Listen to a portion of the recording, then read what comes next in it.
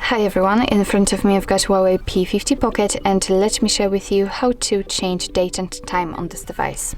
So first of all, let's enter the settings, and here we have to scroll down to the very bottom to find system and updates. As you can see, on this first position we've got date and time, so just enter, and here we've got some options to customize. So first of all, we have to decide if we want to use 24-hour format just like now, or 12-hour format. So if you'd like to use 12-hour format, simply tap on this switcher right here, and as you can see, it will be immediately applied. Here we've got also the time zone. We can set the date, time and time zone automatically. It is network based, but of course you can set it manually. Just tap on the switcher here, and as you can see, the date and time options are active. So let's tap on it, and here again, just by swiping, we can pick the date we want to use. As far we can go to 2008, and here to 2037. So let's tap on OK. As you can see, it will immediately appear right here.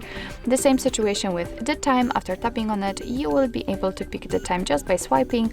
So let's tap on OK. And as you can see, it will be, of course, immediately applied to the status bar.